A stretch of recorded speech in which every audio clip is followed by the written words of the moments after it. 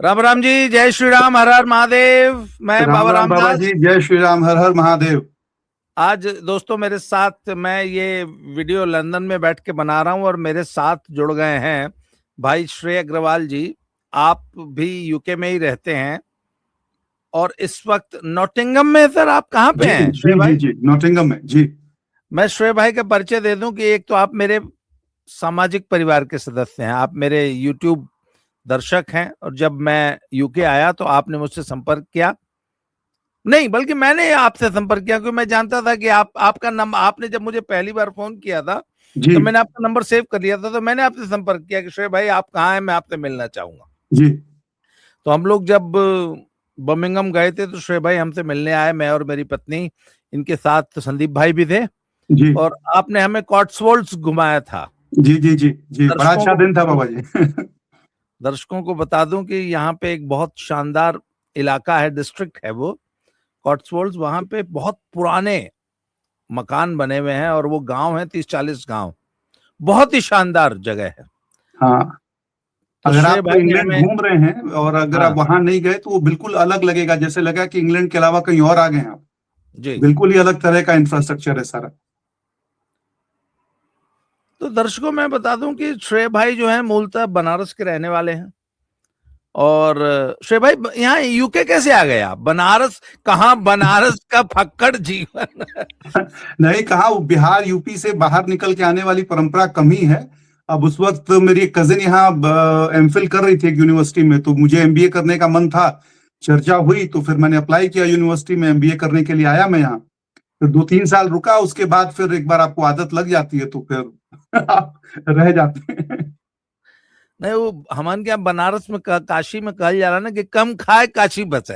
हाँ हाँ हाँ, काशी कबहू न छोड़िए विश्वनाथ का धाम, मरने पर गंगा मिले और जियते लंगड़ा आम। वैसे एक बात बताऊं आपकी, जी आप बेशक पिछले कई सालों से यूके में रह रहे हैं पर वो बनारस वाली जो फक्कड़ मस्ती है ना आपकी, वो गई नहीं है। मैं बाबा जी बिहार गया हुआ था एक बार। एक मित्र हैं, दवा का काम है, उनके यहाँ बैठा हुआ था। काफी देर तक भोजपुरी में चर्चा चल रही थी बिहार के विषयों पर। तो हम्म। काफी देर जब बात हो गई, मैं उठ के अंदर की तरफ जाके बैठा तो उनको लगा नहीं कि मैं वही हूँ। तो उस सज्जन जो आके बैठे हुए थे उनके यहाँ, उन्होंने कहा कि इस सही में बाहर रहना का लगते नहीं कि बिहार छोड़ ले हुआ कबो। तो उसने बताया कि भाई 10-12 साल से विदेश में है। तो उसको बड़ा आश्चर्य हुआ कि ना भाई, लगते नहीं कि बिहार छोड़ ले हुआ कभी। हम्म। वही, आप तो कहीं भी जाएं, कहीं भी रहें, जो आपकी जड़ है, जहां से आप आते हैं, उस पर गर्व भी आपको होना चाहिए और उसकी मिठास भी आपके अंदर महसूस होनी चाहिए लोगों को। नहीं, वो एक बात और कही जाती है ना कि आप बनारस छोड़ सकते हैं जी पर बनारस आपको नहीं छोड़ेगा। हाँ हाँ, निश्चित रूप से, निश्चित रूप से, निश्चित रूप से। आप बनारस छोड़ देंगे पर बनारस आपको नहीं छोड़ेगा। वो आप रहेगा बनारस से आपके अंदर। निकल जाएंगे, बनारस आपके अंदर से नहीं आपके भीतर निकलेगा। से कभी नहीं निकलता, वो रहता है बिल्कुल आपके अंदर, बिल्कुल अपनी जो उसकी जगह है वो बना के वहीं रहता है। और इसका बाबा जी एक और वो है कि आप बनारस से निकल भी आए बाहर ना, आप कभी भी पूरी तरह से उस शहर से अलग नहीं होते। तो आप चाहे 2 साल के बाद, चाहे हम्म। चाहे 10 साल के बाद, आपको उस शहर से जुड़ना नहीं पड़ता, क्योंकि आप कभी भी पूरी तरह से अलग नहीं होते उस शहर से। अच्छा श्रेय भाई, मुझे एक बात बताइए, मैं पिछले 20 दिन हो गए मुझे यूके में आए हुए।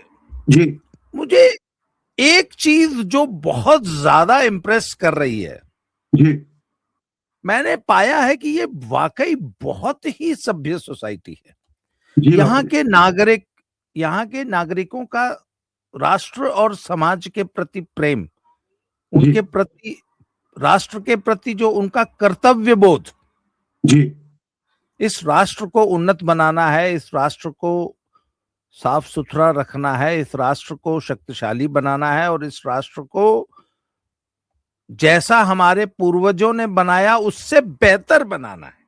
जी और इनका सारा पूरा जो सामाजिक व्यवहार है इस समाज का, जी मैं सच बताऊं तो मैं इस पक्ष को लेके अभिभूत हूं।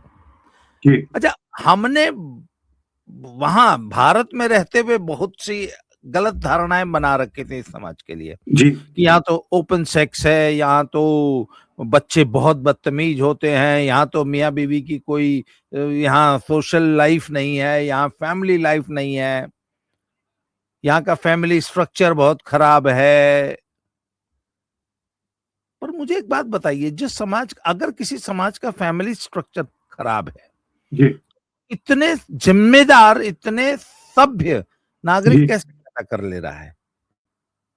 बाबा अच्छा, जी यहाँ पे सभ्यता, यहाँ सभ्यता का की परिभाषा क्या है, पहले तो मुझे आप ये बताइए। बाबा जी सबसे जो पहली चीज है ना, you have to be a good human being, a good citizen. यहां से शुरू होता है, ये पहली चीज है। मैं आपको एक छोटा सा एग्जांपल देता हूं। ड्राइविंग लाइसेंस जब मैंने बनवाया अपना यहाँ पर, तो मैं 3-4 बार टेस्ट फेल हुआ। वो तो आदत लगी हुई थी भारत में गाड़ी चलाने की। सड़क पर जितनी बड़ी आपकी गाड़ी है, उतना बड़ा अधिकार है सड़क के ऊपर आपका। यहां जब आप सड़क पे चलते हैं, तो जो पैदल चलता है उसका पहला अधिकार है सड़क के ऊपर। एक बार मैं जब टेस्ट फेल हुआ, तो उसकी वजह यह थी कि मैं गाड़ी चला रहा था, बरसात का समय था और सड़क पे कहीं पानी थोड़ा जमा था। तो मुझे पता नहीं चला, मेरी गाड़ी के पिछले टायर से पानी के छींटे उड़े और एक बुजुर्ग चल रहे थे पेवमेंट पर पैदल, उनके ऊपर गिरे। तो जब टेस्ट फेल किया, एक आध छोटी मोटी और भी कुछ वजह थी, उसने कहा कि अगर तुमने ये नोटिस भी किया होता कि तुमने छींटे मारे उस आदमी के ऊपर, तो भी मैं फेल नहीं करता। लेकिन तुमने नोटिस ही नहीं किया, तुम चलाते रहे अपनी धुन में गाड़ी, कि तुम्हारे सड़क पर होने से किसी को असुविधा हुई, तुमको इस बात का ख्याल तक नहीं रहा। तो ये बड़ा एक वो फर्क था भारत से। जब आप यहाँ आते हैं तो ये छोटी छोटी चीजें हैं। सड़क पे यहाँ लोगों को देखता हूं जो चल रहा है, और अगर रास्ते में कोई गिरी हुई चीज दिखी तो उठाया, कागज हो, कोई रैपर हो, टॉफी का, चॉकलेट का, किसी ने कोल्ड ड्रिंक की बोतल फेंकी हो, लोग उठा करके डस्टबिन में फेंक देते हैं। उन्होंने नहीं फेंका है, लेकिन किसी और का उठाया फेंका हुआ भी उठा करके डस्टबिन में डाल देते हैं। ये छोटी छोटी चीजें हैं। जब आप बहुत ध्यान से देखेंगे समाज को, तो आपको वो बेसिक जो एक बात है, प्लीज बोलना है, थैंक यू बोलना है। और आप तो यहाँ रह रहे हैं 20 दिन से, कितनी बार लोगों ने थैंक यू, कितनी बार लोगों ने प्लीज और कितनी बार लोगों ने सॉरी बोला हो। यहां अगर मैं टकराया किसी से, तो अब ये गुंजाइश ही इसमें नहीं कि वो सामने वाला सोचे कि गलती मेरी थी या सामने वाले की। उतना सोचना नहीं, वो पहले ही सॉरी बोल देगा आपको। हमारे यहाँ अकड़ आप देखें एक अलग तरीके की है एकदम। धक्का लगा तो फिर वो अलग टेंजेंट में चली जाती है कहानी। तो बुनियादी तौर पे लोग अच्छे हैं, सामान्य आदमी ईमानदार है, भ्रष्टाचार उस तरह से नहीं है। एक फर्क इस वजह से पड़ता है बाबा जी की जो नेशनल हेल्थ केयर सर्विस है, एनएचएस, वो मुफ्त है, तो आपको दवा के लिए, इलाज के लिए दौड़ भाग नहीं करनी पड़ती। और स्कूल जो है 12th स्टैंडर्ड तक, वो यहाँ फ्री कर रखे हैं सरकार ने, उसका भी बहुत फर्क पड़ता है। मेरे साथ एक अनुभव हुआ। जी कल परसों मैं कैंटरबरी गया था, तो जी वहां पे वो मैकडॉनल्ड्स में क्यू थी, वहां पे मैं खाना ऑर्डर करने जी के लिए खड़ा था। तो एक सज्जन हटे, तो मुझे जी लगा कि अब कोई नहीं है। जी तो मैं विंडो पे पहुंच गया और वो जो लड़की थी वो मेरा ऑर्डर लेने लगी। जी पीछे से एक फैमिली ने आके बोला कि I think we are in a queue. तो वो लड़की जी बोली no no no, he came earlier. हम्म, वो जो जी लड़की थी काउंटर पे, उसने रिसेप्शन बोला पे नो, जी ही केम अर्लियर। पर मुझे तो मालूम था कि ये लोग पहले खड़े थे, पर मुझे नहीं पता था कि ये भी लाइन में है। जी मैंने कहा no no no, they came earlier, I am sorry, I came I didn't later, realise it. हाँ ठीक। But sorry I didn't realise it. Hmm, तो वो उस फैमिली ने अपना ऑर्डर दिया, वो चले गए। जी उनके पीछे भी 2 लोग खड़े थे। जी मैंने उनसे कहा कि प्लीज आप आइए। बोले no no, you came earlier, we came after you. अच्छा पूरे जब बस में, ट्रेन में चढ़ते समय, उतरते समय, सीट पे बैठते समय, जी हमारे हिंदुस्तान में हमारे अंदर ये इनसिक्योरिटी कि हम लोग 140 करोड़ लोग हैं ना, जी तो हमें ये हमेशा ये इनसिक्योरिटी रही कि क्या पता मुझे न मिले, जी जी जी क्या आप पता मैं शादियों न में चढ़ जाएं, पाऊं। किसी भी फंक्शन में भोजन करने का तरीका आप देखें तो नहीं, बिल्कुल पता लग जाएगा। दुनिया के हर चीज में जी हमें ये इनसिक्योरिटी रहती है कि क्या पता मुझे न मिले। जी पर यहाँ के मैंने समाज जो, अच्छा मैंने लखनऊ के बारे में सुना था, पहले आप पहले आप, पर पहले मैंने आप कभी जी देखा नहीं था। मैंने यूके में आके पहली बार महसूस किया कि पहले आप होता क्या है। जी सड़क पे चलते हुए लोग, गाड़ी चलाते हुए लोग बस में चढ़ते उतरते हुए, ट्रेन में चढ़ते उतरते हुए, कहीं पर जी भी चले जाइए आप, जी आपके बगल में जो खड़ा है वो आपको बोलता नहीं पहले आप। जी। एक टर्म बाबा जी सिखाया जाता है बचपन में ही स्कूलों में और घर में, चूंकि पहली पाठशाला तो घर ही होता है आपका, कंसिडरेशन फॉर अदर्स। अच्छा। अपने से पहले दूसरे के बारे में सोचना, ये हमारे यहाँ कमी है थोड़ी सी, और इस चीज का यहाँ बहुत फर्क पड़ता है। मैं छोटी छोटी चीजें देखता हूँ, दरवाजे से आप अंदर आए तो पलट के पीछे देखेगा, कोई और आ तो नहीं रहा है। कोई आ रहा है तो दरवाजा पकड़ के रखेगा कि भाई तुम भी आ जाओ। जी। कोई नहीं है पीछे तो कोई बात नहीं। किसी जगह खाने के लिए गए, अब मैंने देखा है एक दो बार नहीं, कई बार का अनुभव है, कोई चीज आखिरी पड़ी हुई है, लास्ट पीस है किसी चीज का, कोई नहीं हाँ, उठाता उसको, लोग छोड़ देते हैं लास्ट पीस कि को मैं कोई नहीं लूंगा। उठाता ही नहीं, कोई हाँ, भी वो नहीं बिल्कुल उठाता। वहीं पड़ा रहता है। अगर दो पड़े हुए हैं तो एक उठा लेगा, हमारे यहाँ दो पड़ा है तो दोनों उठाइए, प्लेट में डालिए और आगे बढ़िए। तो ये छोटी छोटी चीजें जो कंसिडरेशन फॉर अदर्स का कॉन्सेप्ट है बाबा जी, वो बड़ा सुंदर है। और मैं देखता हूं लोगों को जेन्युइनली कंसर्न होते हुए एक दूसरे से भी, और अपने पहले थोड़ा सा दूसरे के बारे में सोचें। अपने बारे में तो सोचना है ही है, लेकिन साथ साथ थोड़ा सा दूसरे के बारे में सोच लें तो आप देखेंगे समाज में क्या फर्क पड़ जाता है उससे। नहीं, पर मेरा सवाल आपसे यह है कि यहाँ का एजुकेशन सिस्टम या जी यहाँ का सोशल सिस्टम या जी यहाँ का परिवार का सिस्टम इतने सभ्य नागरिक क्यों बना पाता है, हम क्यों नहीं बना पाते? Where do we lack? हम भारतीय कहाँ लैक कर जाते हैं? बाबा जी, कंसिडरेशन फॉर अदर्स है। घर में जो पाठशाला है पहली, जो जहां से शुरू होता है, अमीर गरीब वाला जो सिस्टम है थोड़ा सा, वो इन चीजों का फर्क है। जैसे आप पुराने टाइम में आप देखें, सारे घर यहाँ काउंसिल बनाती थी, तो एक सड़क पे पैसे वाला, कम पैसे वाला, थोड़ा उससे ज्यादा पैसे वाला, सब एक तरह के घर में रहते थे। तो यहाँ एक ये ना कि हम अगर गाड़ी में बैठे हुए हैं तो जो साइकिल पे चल रहा है उसकी कोई हैसियत नहीं है, वैसा नहीं है। आप यहाँ रेस्टोरेंट्स वगैरह में भी जाएं सुबह के टाइम में, आप देखेंगे बिल्कुल काम करने वाले जो लोग, जो कॉन्ट्रैक्टर्स हैं, यहाँ कंस्ट्रक्शन साइट वगैरह पे काम करते हैं जो लोग, कंस्ट्रक्शन वाले जो, वो कहीं भी किसी भी रेस्टोरेंट में आएंगे, बैठेंगे, कोई मना नहीं कर रहा उनको। अब कुछ रेस्टोरेंट बड़े होंगे जहां पर मान लीजिए ड्रेस कोड वगैरह है तो वहां शायद ना आने दिया जाए, लेकिन जनरली आदमी की वैल्यू है। आपका काम चाहे कुछ भी हो। मैंने देखा जब मैं यूनिवर्सिटी में पढ़ रहा था तो रेंटेड अकोमोडेशन था जहां हम रहते थे, और जो लैंडलॉर्ड था उसने हफ्ते में एक बार सफाई करने के लिए रखा हुआ था एक आदमी, वो आकर के 2 घंटे सफाई करके जाता था। तो लैंडलॉर्ड से अच्छी गाड़ी में आता था, बीएमडब्ल्यू में आता था, गाड़ी खड़ी की, उतरा, उतर के उसने कपड़े चेंज किए, सफाई वफाई की, और उसके बाद आराम से कपड़े चेंज करके गाड़ी में बैठा और चला गया। हमारे यहाँ उस तरह के लोगों की एंट्री उस तरह से नहीं है। आप बगल में नहीं बिठाएंगे। कोई घर में आया तो उसके पहले कि आपका सोफा गंदा हो जाए, आपका घर गंदा हो जाए, आदमी के दिल गंदे हो जाते हैं। ये बड़ी समस्या है हमारे यहाँ कि हम आदमी को, अच्छा आप एक और चीज देखिएगा, यहाँ जब मैं आया तो एक इंडियंस की आदत है हमारी, हम देखते हैं, हम इवेल्युएट करते हैं लोगों को। अच्छा अगर आप सरकारी नौकरी कर रहे हैं तो सरकारी नौकरी में क्या करते हैं आप, तो उससे जरा मैं आपके कद का अंदाजा लगा सकूं, उसके हिसाब से आपको ट्रीट करूंगा।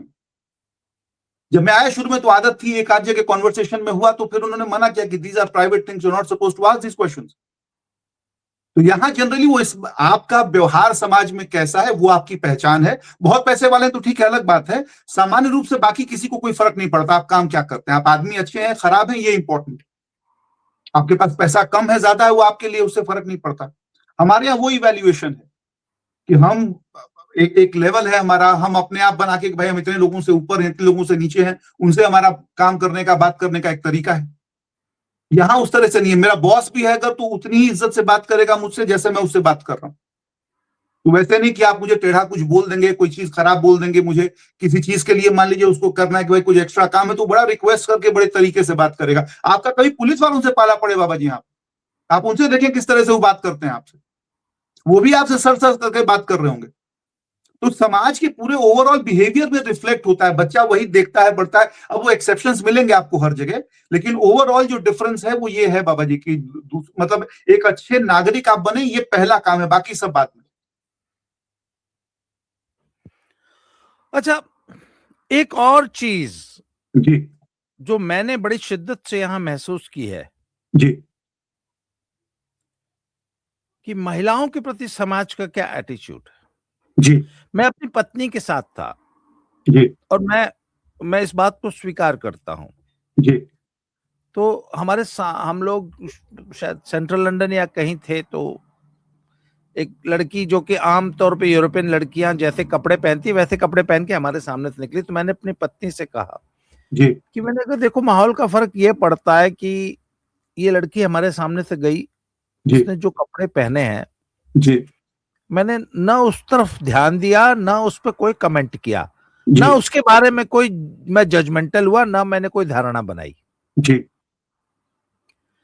परंतु अगर यही लड़की जी मुझे दिल्ली में या बनारस में या कहीं दिख जाती ऐसे ही कपड़े पहने हुए, जी तो मैंने उसको क्या क्या संज्ञाओं और क्या क्या जी जी जी मैं इसको स्वीकार करता हूं जी जी जी कि मैंने है। उसको क्या क्या कहा होता। हम्म। अच्छा, मुझे आपकी वो कविता भी आप दर्शकों को सुनानी है। जी बाबा जी। तो आपने जी भारतीय महिलाओं को ध्यान में रख के जो कविता लिखी है और जी जो ब्रिटिश समाज में महिला का जो स्थान है, जी और भारतीय समाज में उस कविता के माध्यम से आपने इतनी मार्मिक बात कही है। मैं कहूंगा पहले तो आप ब्रिटिश महिलाओं के बारे में अपनी बात रखिए और फिर वो कविता जरूर दर्शकों को सुनाइए। जी जी जी बाबा जी ठीक। महिलाओं का बाबा जी, निश्चित रूप से पहली पाठशाला माँ होती है आपकी, उसका सम्मान अगर न हो, आप व्यवहार उसके साथ ठीक न रखें। यहाँ लोगों को देखा, बात करते हुए देखे महिलाओं से, वो कितने अदब से लोग बात करते हैं लड़कियों से। अच्छा, वो कुछ भी पहन के घूम रही है, वो अपने समाज में अपने देश में, अगर वो यहाँ सुरक्षित नहीं रहेगी तो कहाँ सुरक्षित होगी? वो अपने समाज में अपने देश में घूम रही है, उसकी मर्जी है पहन के घूमे वो। तो यहाँ बिल्कुल क्लियर है। एक बार एक मित्र है मेरे, इसी तरह जैसे आपने कहा एक लड़की निकली कुछ पहने हुए, मित्र है मेरे, इंग्लैंड के नहीं है ये, घर से ही है हमारे। तो उसने कहा कि अरे मैंने देखा यार, रास्ते में क्या अजीब से कपड़े पहन रखे थे इसने, और बिल्कुल एक्सेप्टेबल नहीं है ये, ऐसा नहीं है वैसा नहीं है। मैंने उसको कहा, मैंने कहा तुझे पता है कि इस सिचुएशन में क्या परेशानी है? उसने कहा क्या? मैंने कहा तुम हो परेशानी। कोई काम नहीं है तुम्हारा जजमेंट पास करने का। वो सब घर से निकली, माँ बाप ने देखा होगा, समाज में घूम रही है, कोई दिक्कत नहीं है उसको। तुम्हें नहीं पसंद, तुम ना देखो उसकी तरफ। लेकिन ये जो एटीट्यूड है कि नहीं नहीं नहीं, इसको कपड़े दूसरे पहनने चाहिए, इसको कपड़े चेंज करने चाहिए, मैंने कहा भाई अगर मैं इस देश में आया हूं, मुझे यहाँ का कल्चर, यहाँ का सिस्टम, यहाँ का तौर तरीका पसंद नहीं है, तो कौन रोक रहा है मुझे यहाँ? मैं आज उठ करके चला जाऊं वापस, मुझे कौन मिस करने जाएगा यहाँ? अगर आपको पसंद नहीं है वो कि भाई यार तो मेरे हिसाब की जगह नहीं है, तो आप यहाँ आएंगे क्यों आप? तो वो मैंने देखा, यहाँ जो सम्मान है महिलाओं का, वो छोटी छोटी चीजों में आपको दिखेगा एकदम। मतलब मैं आपको ये भी बताता हूँ, जब मैं लंदन में रहता था तो एक फैमिली रहती थी पास में फ्लैट में ही। तो करीब 10-11 साल का लड़का था वो, माँ के साथ शॉपिंग के लिए जाएगा। तो रूल ये था कि माँ नहीं उठाएगी कुछ भी, सामान कम हो ज्यादा हो। अब एक दो बार उसको देखा, बिल्कुल जैसे गधे पे सामान लाद देते हैं उस तरह से लदा हुआ है, लेकिन माँ को नहीं उठाने दूंगा कुछ भी। यहीं का ब्रिटिश गोरा था, लेकिन नहीं नहीं नहीं, mom will not pick up anything, everything I will pick up.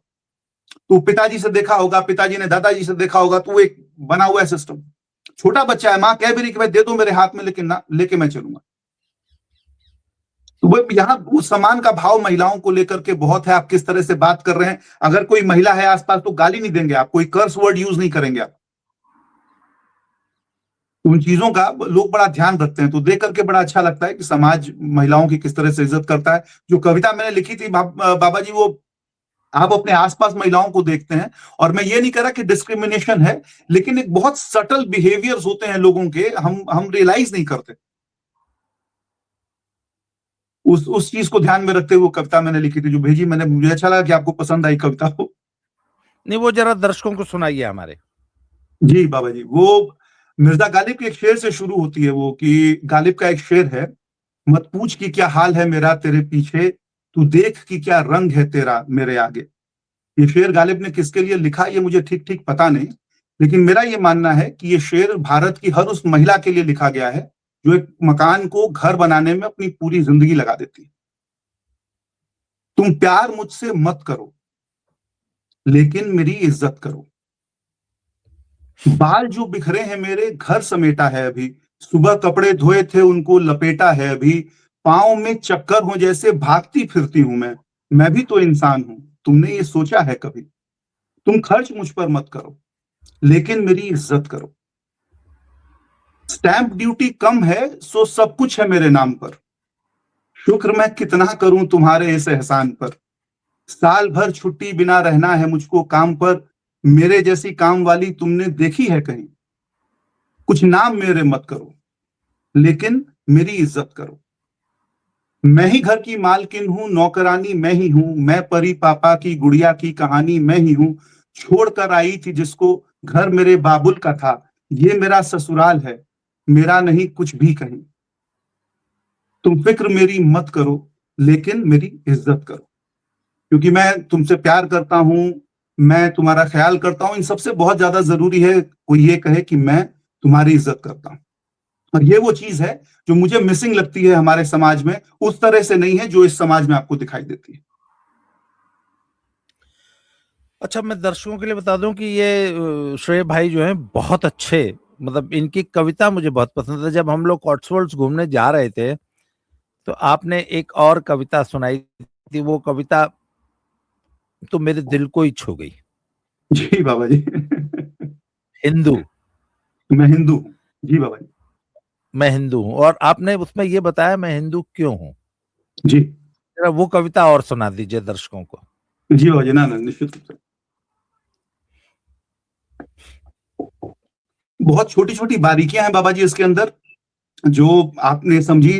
लोग ध्यान से सुनेंगे इसको तो उनको बात समझ में आएगी, कहां से बात हो रही है, क्या कहा जा रहा है। कविता है, मैं हिंदू हूं, मैं हिंदू हूं, मैं सभ्यता का केंद्र बिंदु हूं, मैं हिंदू हूं। मैं प्रत्यक्ष हूं, मैं परोक्ष हूं, मैं जन्म मृत्यु और मोक्ष हूं। मैं फल हूं, मैं ही कर्म हूं, मैं सारे वेदों का मर्म हूं। जो परिवार समझे विश्व को, मैं वो सनातन धर्म हूं। मैं भैरव, मैं मारू बिहाग, मैं हर पहर का राग हूं। मैं जीव जंतु पेड़ पौधों के प्रति अनुराग हूं। सूर्य का मैं ताप हूं, सागर से उठती भाप हूं। मैं यज्ञ कुंडों में दहकती मैं लपलपाती आग हूं। एक मिनट, मैं जीव जंतु पेड़ पौधों के के प्रति प्रति अनुराग हूं। अनुराग हूं। जरा रिपीट जी कर दीजिए इस बात को। जी। मैं प्रतिज्ञा भीष्म की हूं, कर्ण जी, का मैं दान हूं। मैं युद्ध के मध्य में अर्जुन को गीता ज्ञान हूं। मैं सुदर्शन, मैं पिनाक, मैं ही तो गांडीव हूं। मैं परस्पर आत्मा में सृष्टि का हर जीव हूं। मैं देवताओं का मनुष्य के रूप में एक स्वांग हूं। मैं गुरु के चरणों में जो होता है वो साष्टांग हूं। मैं तंत्र हूं, मैं मंत्र हूं, मैं योग हूं, संस्कार हूं। मैं इसी धरा में गढ़ा गया, मैं इसी धरा का विचार हूं। मैं नालंदा, मैं तक्षशिला, सरस्वती का आह्वान हूं। मैं जो जल कर भी न भस्म हुआ, बस वही चिरंतन ज्ञान हूं। मैं जिस धरा से भी कम हुआ, मैं उस धरा का अनिष्ट हूं। तुम दुष्ट तो परशुराम में, तुम शिष्ट हो तो वशिष्ठ हूं। मेरा साथ क्षण भंगुर नहीं, मैं 7 जन्मों का मेल हूं। मुझे लौटना है फिर यहीं, मैं पुनर्जन्म का खेल हूं। हिमालय से हिंद महासागर, गंगा से लेकर सिंधु हूं। मैं सृष्टि का केंद्र बिंदु हूं, मैं हिंदू हूं। क्या बात है, मैं हिंदू हूं।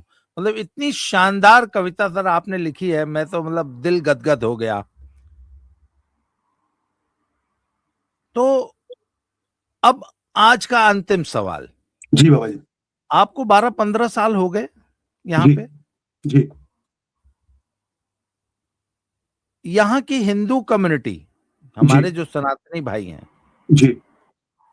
उनके बारे में आपने क्या, आपकी क्या ऑब्जर्वेशन है? क्या यहाँ के सनातनी अपने देश और अपने धर्म के प्रति जो उनकी जो जिम्मेवारियां हैं जी यहाँ रहते हुए, जी। उनको पूरी कर पा रहे हैं, या उनके अंदर का हिंदुत्व, उनके अंदर का हिंदू, उनके अंदर का भारतीय अभी जिंदा है, जो सेकंड बाबा थर्ड जी, जनरेशन है उनका? सेकंड थर्ड जनरेशन बाबा जी, आते आते चीजें आपने देखा होगा बाकी भी धर्मों के साथ वो धीरे धीरे धीरे धीरे डाइल्यूट होना शुरू हो जाता है। मैं फर्स्ट जनरेशन वाले जिन लोगों से मिलता हूं यहाँ, उनमें वो भाव अभी तक वैसे ही है। यहाँ से पास में डाबी में एक मंदिर है, मैं अक्सर जाता हूँ वहाँ, जो पुजारी जी हैं उनसे बड़े अच्छे संपर्क हैं। तो अच्छी भीड़ होती है, लोग आते हैं तो वो कनेक्ट है।